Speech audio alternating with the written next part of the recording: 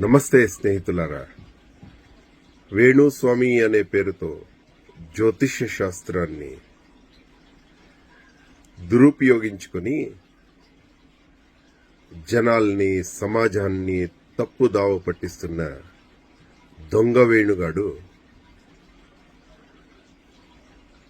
చేస్తున్న అనాచారాల్ని ఇంకా దూరం ఉండండి. జ్యోతిష్య శాస్త్రము, యోగము, ఆధ్యాత్మము, సంగీతము, వైదికములాగా అతి శ్రేష్ఠ గాయత్రీదేవి బిడ్డల్లో ఒకటి. జ్యోతి అంటే ఆత్మ. జ్యోతి అభ్యాసాన్ని జ్యోతిష్యమంటారు. జ్యోతి సం అంటే ఆనందం. గీత అంటే ఆత్మ. ఆత్మ ఆనందాన్ని సంగీతం అంటారు. ఆధ్యాత్మ అంటే ఆత్మ అధ్యాయాన్ని ఆధ్యాత్మ అంటారు. ఆస్ట్రో అంటే జ్యోతి. ఆస్ట్రో అంటే ఆగసాల్లో ఉండే జ్యోతి. లాజీ అంటే స్టడీ. జ్యోతిల అభ్యాసాన్ని, అధ్యాయాన్ని అస్ట్రాలజీ అంటారు. అట్లా పవిత్రమైన శాస్త్రానికి ఆరంభంలో జ్యోతిష్య దైవజ్ఞ శాస్త్రం అనే ఉంటుంది. దాని ప్రకారము సొంత బిడ్డైనా అడగకుండా ఏమీ చెప్పరాదు. జ్యోతిష్యం అనేది దైవ భాష. జ్యోతిష్యం అనేది లాంగ్వేజ్ ఆఫ్ గాడ్.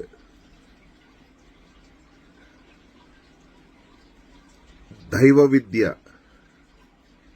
మేరు విద్య, దేవ రహస్యం. ఎలాంటి రహస్యం అంటే ఒక స్కూల్ హెడ్ మాస్టర్ గాని, మాస్టర్ గాని ఇచ్చే క్వశ్చన్ పేపర్ని పిల్లలకి లీక్ చేస్తే ఎంత తప్పో అంత తప్పండి అది. దేవుడు మనల్ని అనేక రహస్యాలు పెట్టి భూమికి పంపించింటాడు. ఆ రహస్యాల్ని మనం ఎట్లా పారు చేసుకుంటాము అని పరీక్ష పెట్టినాడు. ఆ పరీక్ష క్వశ్చన్ పేపర్ని లీక్ చేస్తే ఆ టీచర్లకు అయ్యే పనిష్మెంటే జ్యోతిష్యులకు అవుతుంది. అట్లయితే జ్యోతిష్యుల పనేమి అని మీరు అడగచ్చు. జ్యోతిష్యుల పని టీచర్ల పని. పిల్లోళ్ళకి క్వశ్చన్లు ఏమి రావచ్చు అనే ఊహ చెప్పాలి గాని ఏం వస్తుంది అని చెప్పరాదు. పిల్లలకి ఎగ్జామ్లో రాసేకి ఉపయోగమయ్యేటట్టు బతుకుని నేర్పించాల జ్యోతిష్యుడు. అప్పు చేయొద్దండి, తప్పు చేయొద్దండి, మంచి దావలో నడండి, మీ భవిష్యత్తు బాగుంటుంది అని చెప్పించేవాడు జ్యోతిష్యుడు. మన పుట్టునింకా చావు వరకు ఆత్మకు చావు లేదు, పుట్టు లేదు, రంగు లేదు, వేగం లేదు, దూరం లేదు. ఆత్మ చిన్నది కాదు, పెద్దది కాదు, దానికి సైజే లేదు. ఆ సంగీత జ్యోతిష్య వైదికాల్లో ఒకటి కామన్ ఆబ్జెక్ట్ ఆత్మ. ఆ ఆత్మ అనాదినింకా ఉంది, అంత్యం వరకు, అనంతం వరకు ఉంటుంది. ఆత్మ ఈ రోజు ఈ శరీరంలో వస్తే వెనక ఇంకొక శరీరంలో ఉండేది. అలాంటి ఆత్మని ఎలా చేస్తే పరమాత్మలో లీనం చేయాలో దాన్ని జ్యోతిష్యం అంటారు. ఆ విద్యని, ఆ మేరు విద్యని జ్యోతిష్యం అంటారు. ఆ జ్యోతిష్యంలో ఒక జ్యోతిష్యుడు ఎలా ఉండాలా అని చెప్తారు. సమోహం సర్వభూతేషు, అన్ని జీవాలకి అద్వేష్ట సర్వభూతానాం, సమత్వముగా ఉండాల. ఒక మనిషి కోసము ఒక ప్రాణిని బలి ఇచ్చేది జ్యోతిష్యుని పని కాదు. ఆ ప్రాణిలో ఉండేది నొప్పే, మనిషిలో ఉండేది నొప్పే అని తెలుసుకోవాల. ఇంకా తినే వ్యవహారాలు వాళ్ళకి చేరిండేది. అలా ఉన్నప్పుడు ప్రాణి బలి అనే పద్ధతి జ్యోతిష్యానికి సంబంధం లేదు. మీకంతా అధ్యయనం కావాలంటే చిన్న ఉదాహరణ. తెలుగోళ్ళకి పెద్ద గౌరవమైన వీరబ్రహ్మేంద్ర స్వామి జీవన చరిత్రలో ఆయనపై ఒక ప్రాణి బలిని ఆపుతాడు. ఇంకా తినే విచారాల్లో యావది సంబంధం లేదు. ఇంకా భక్త కన్నప్ప కూడా ఆయన వృత్తి అయిన జింకని వేటాడి దాని దేవునికి అర్పణ చేస్తాడు. వేటకి మళ్ళా బలికి డిఫరెన్స్ ఉందండి. అహోరాత్రుడు 30 ఏండ్ల వెనక అహోబల యాత్ర చేసినప్పుడు ఇప్పుడున్నంత చాలా రష్ ఉంటా ఉండలేదు. అప్పుడు అహోబలంని ఇంకా స్తంభం వరకు ఎక్కాలంటే ఎవరూ జతకు రాలేదు. ఒక్కడే ఎక్కేటప్పుడు పైనప్పుడు మాలోల దాటి జ్వాల దాటి పైనకి పోయేటప్పుడు అక్కడ ఒక ఆదివాసి చొంచు దొరికినాడు. చాలా సుందరంగా ఉండేవాడు. ఎలా సేమ్ భక్త కన్నప్పలో కృష్ణమరాజు ఉంటాడో అలానే కనిపించాడు. అదే వేషాలతో ఒక బాణం కూడా బిల్లు బాణాలు కూడా ఉండేది. అహోరాత్రుడు ఒక మాన కింద రెస్ట్ తీసుకుంటా ఆ మాను ఆకలిని పీక్తా కిందికేస్తా ఆయనతో మాటలు మొదలుపెట్టాడు. అప్పుడు ఆయనతో తప్పుగా తప్ప నువ్వు కుందేళ్లని జింకల్ని చంపడము నీకోసం ఇంకో జీవహాని చేసే తప్పుగా తప్ప అన్నప్పుడు ఆయన చెప్పిన మాటలు అహోరాత్రునికి కన్నులు తీపిచ్చా. సార్, నరసింహస్వామి మాకి ఈ అడవిని వదిలాడు. అడవిని పీక్క తినమని కాదు, ఈ అడవిని కాపాడమని. ఈ అడవిని కాపాడుతూ ఈ అడవిలోనే తినుకొని బతికే చెప్పినాడు. మీరిప్పుడు ఆకులు పీక్తున్నారు కదా మాన్లో, యావ పురుషార్థానికి పీక్తున్నారు. దానికి నొప్పి అవుతుంది కదా. మీరు ఒకవేళ ఆకు పీకిన ఆకుని మీరే తింటే నాకు బాధ అయ్యలేదు, ఆ మానుకి బాధ అయ్యలేదు, సంతోషపడుతుంది. ఏమీ యోచన చేయకుండా ఒక్కొక్క ఆకునే పీకి కిందికేస్తున్నారే, ఆ ఒక్కొక్క ఆకుని పెంచేకి ఆ మానుకి ఎంత నొప్పి ఉంటుంది. ఇంకా మా విచారానికి వస్తే ఒక చిన్న కుందేలు పొద్దున్నింకా రాత్రి వరకు వేటాడినా దొరకదు. అది చాలా శక్తి కలిగింది సార్. అది సింహాల ముఖానికే ఎదురు కొడుతుంది, పారేదానికి దావలేకపోతే. సింహాలు కూడా ఒక కుందేలుకి భయపడతాయి తెలుసా మీకు. ఎన్నో క్షణాల్లో వేటాడేటప్పుడు కుందులు మా కండ్లు కొట్టి 2 కండ్లు పోగొట్టుకుండే చంచులున్నారు. పొద్దున్నింకా రాత్రి వరకు మేము వేటాడినాను. ఆ రోజు ఏమీ చిక్కకుండా ఇంటికి పండే రోజులున్నాయి. మేము గర్భవతిని వేటాడము, పిల్లల ప్రాణుల్ని వేటాడము, ముసలి ప్రాణుల్ని వేటాడము, చిన్న బాల్యంలో ఉండే దాంట్ని వేటాడము. మేము ఉరుకుతాము, అది ఉరుకుతుంది. ఇది శక్తుల పోరాటం సార్. మా జీవము పోవచ్చు, దాని జీవము పోవచ్చు. ఇది ఒక ఆట, అలాగా మేము చేస్తాం సార్. ఇది వేరు. ప్రాణిని ఎత్తుకొని పోయి చెట్టు కట్టేసి ఒక కట్టికి కట్టేసి తల తీస్తే అది మోసం సార్. పరిగెత్తే ప్రాణిని పట్టుకుంటాము అని. ఇది తినేవాళ్ళకి, పరిగెత్తే వాళ్ళకి, పట్టుకునే వాళ్ళకి ఉండే ఒక ఆట. ఇది జగత్తులో దేవుడు చెప్పిన ఆట. సింహము జింక వెనకింటికి పోతుంది. అలాగే మాకి ఆకిలైతే మాత్రము మేము వేటకు పోతాము. ఒకవేళ మా కడుపు నిండినప్పుడు యావ ప్రాణి జోలికి పోము సార్. వాళ్లకు తొందర అయితే మేము కాపాడుతాము అని కండ్లు తీపిచ్చాడు.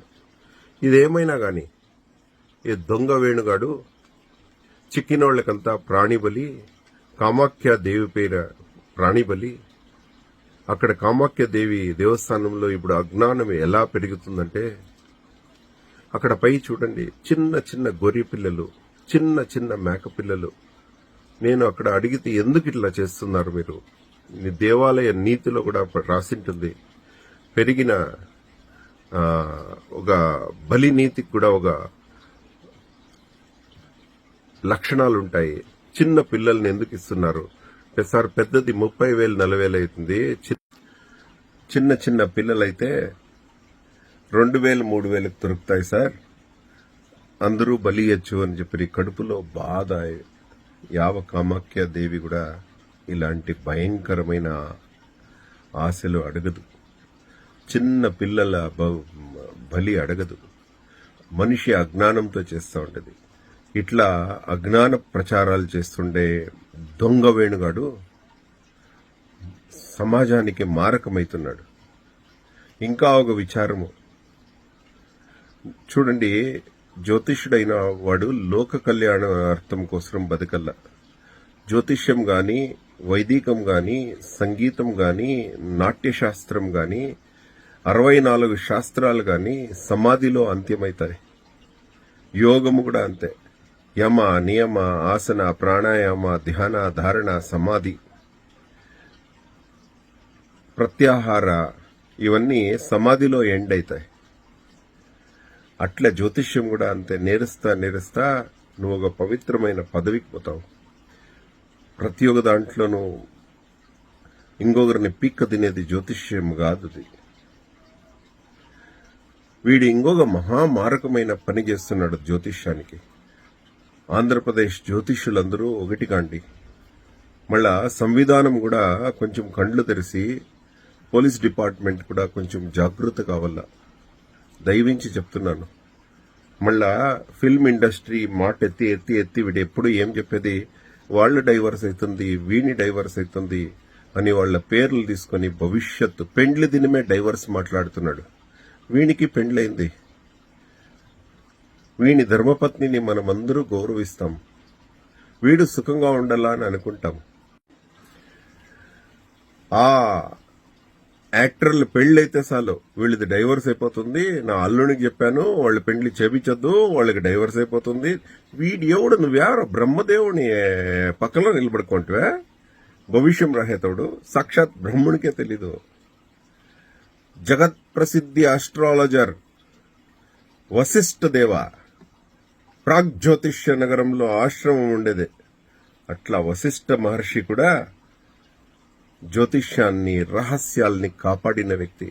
రమా సీతని మారీచుని వేషంలో వచ్చిన జింకని దావ తప్పించి రావణాసురుడు ఎత్తుకొని పోతాడు. నేను ఎందుకురా చెప్పలేదు? గాడిదా, నువ్వు పెద్ద మహాపురుషుడు అనుకోండావా? బార్లు, రెస్టారెంట్లు నడుపుతున్నాను అని ధైర్యంగా చెప్పుకొని, మాంసం తింటామని చెప్పుకొని జనాల్ని ఏం దావ తప్పిస్తున్నావా? నీ ఇష్టం వచ్చిన తినరా నువ్వు కావాలంటే ఎమేద్యము తిను, సర్వ ప్రాణిలు ఎమేద్యం తినరా నువ్వు? చెప్పుకునేది ఎందుకే? పెద్ద గాడిదకి వచ్చినట్టు వయసు వచ్చింది, ఎనుపోత పెరిగినట్టు దేహం వచ్చింది, నువ్వు ఇంకొకరు విచారం మాట్లాడతావా?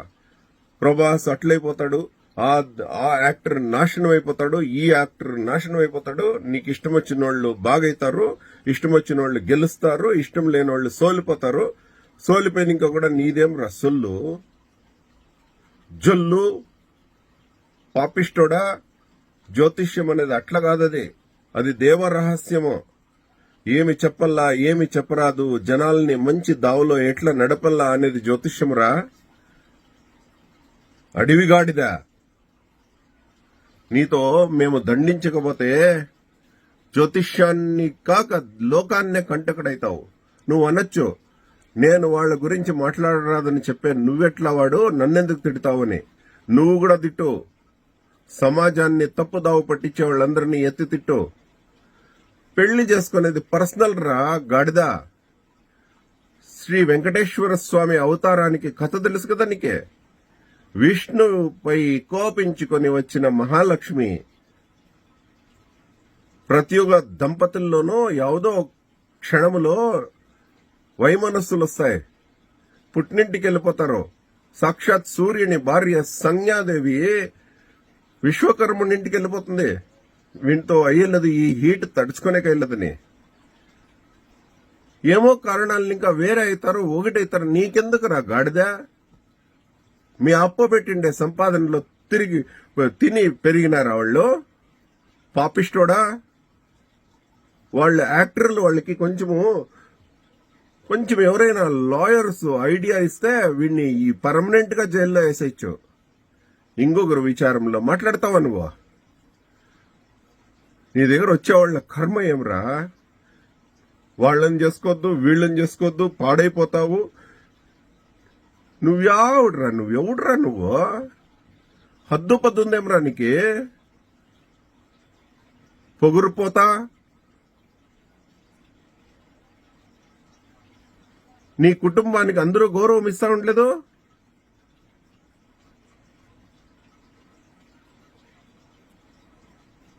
అమ్మ, అక్క, బెన్, మా అని గాలి ఇస్తావే. నీ ఇంట్లో ఆడోళ్ళు లేరు? నీలాంటి వాళ్ళని చాణక్యుడు ఎప్పుడు చూసినా ఆడోళ్ళని పేరు పెట్టుకుని అమ్మ, అక్క, ఆ కొడక, ఈ కొడక అని తిట్టేవాళ్ళని నపుంసక నామర్ద నిర్లింగి షండల్ అని చెప్పాడు. చేతగాని జనాలు మీరంతా ఆడోళ్ళని తిడతారు. ద్రాక్ష దొరకకుండా ద్రాక్ష పులుపు అనే దొంగ జనాలు మీరు. పాపిష్టోడా, దినదినము జాస్తి అయిపోతుంది నీ అవతారము. నిన్ను ఎదురుగా కూర్చోబెట్టుకొని మాట్లాడతారు కదా, వాళ్ళకి తొందరగా వల్ల అహోరాత్ర నీకెందుకు నా విచారం అంటే నేనింకా సమాజం దావ తప్పుతుంది. అహోరాత్రుడు కూడా యాక్టర్స్ గాక, ప్లేయర్స్ గాక, రాజకారణిని అనిన్నాడు. ఎప్పుడు లోక కంటకులైనప్పుడు వాళ్ళ ఇంటోళ్ళని ఇప్పటికీ గౌరవిస్తాడు. జూదమాడిచ్చే వాళ్ళ యాక్టర్లందరినీ తిట్టినాడు, అయితే వాళ్ళ ఇంటి ఆడోళ్ళని గౌరవిస్తాడు. పాపిష్టోడా, మీ అమ్మ, మీ అక్క, మీ భార్య, నీ బిడ్డ అందరినీ అహోరాత్రుడు గౌరవిస్తాడు, పాదాలు ముడతాడు. నీకేమ్రా ఇంకొకరిని బెహన్, మా అనంత తిడతావు నువ్వు? దురహంకారి. ఇంట్లో వాళ్ళు మంచి పరక చెప్పులతో పూజ చేసింటే నీ నోట్లో అట్లా మాటలు వస్తా ఉండలేదు. నీకైతే ఇంట్లో ఆడోళ్ళు వాళ్ళకంతా లేవేమ్రా? ఎవరో విడిపోయేది సహజము, దేవుండ్లకే అవుతుందంట డైవర్స్. దాన్ని పట్టుకొని నేను చెప్తే ఏమ్రా నువ్వు చెప్తివి? నువ్వు చెప్తే వాళ్ళిద్దరూ వేరే అయిపోతారా? నువ్వు చెప్తే సాలేరా లైఫ్ లో ఒక పిక్చర్ సక్సెస్ అయినా? కుళ్ళుపోతా జనాల్ని దావ తప్పించొద్దు. ఎందుకు నీ విచారానికి వస్తున్నాను అడుగు, చెప్తాను. నీ భార్య చనిపోతుంది, నీ భర్త చనిపోతాడు, నీ కూతురు చనిపోతాడు, నీ కొడుకు చనిపోతాడు, నీ కొడుకులకి విడాకులు అయిపోతుంది, నీ కూతురు విధవరాలు అయిపోతుంది అని, కూతురు చనిపోతుంది, అల్లుడు చనిపోతాడని భయపెట్టి డబ్బులు దొంగలిస్తున్నావా నువ్వు? అది ఎంత? 20 లక్షలు, 30 లక్షలు? ఇదేనా నీ ఆస్తి వెనకండే మూలము? కామాఖ్య దేవుని మధ్యలో వేసుకుని ఆ దేవికి బలి ఎల్లా, ఎనుపోతని ఎల్లా, అది ఎల్లా, ఈ యజ్ఞము, ఆ యజ్ఞము. ఏమరా నీది అవతారాలు? దురహంకారి దున్నపోతా, ఎడారి గొడ్డు నువ్వు. తిరుపతి లడ్డంట. పాపిష్టోడా, అద్దుపద్దులో ఉండో. నేను నోరు తెరవకపోతే జ్యోతిష్యానికి ఇంకంత అవమానం నువ్వు. జనాలు జ్యోతిష్యం అంటే భయపడే పరిస్థితి ఇస్తున్నావు నువ్వు. ఆంధ్రప్రదేశ్ జ్యోతిష్యులందరూ ఒకటయ్యి నీ నోరు మూయించకపోతే ఆ పవిత్రమైన సరస్వతీదేవి జ్యోతిష్యానికి అవమానం నువ్వు. నీకు అది ఏం బారులు చేసుకుంటా ఉండవో, అది ఏం వ్యవహారాలు చేసుకుంటా ఉండవో చేసుకొని సావు. జ్యోతిష్యానికి వచ్చి మర్యాద తీయద్దు. దుష్ట దుర్మార్గ, ఎన్నుపోతా, గాడిద, తిప్పపంది నువ్వు. యోగ్యతుంటే ఇలా తిట్టు. అమ్మ, అక్క, ఆ కొడక, ఈ కొడక, ఎవడరా నువ్వు?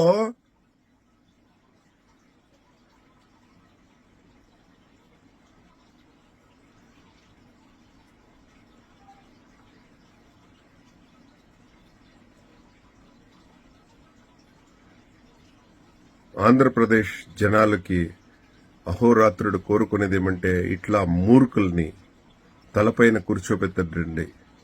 అహోరాత్రునికి వస్తా ఉండే కంప్లైంట్స్ చాలా బాధగా ఉంది.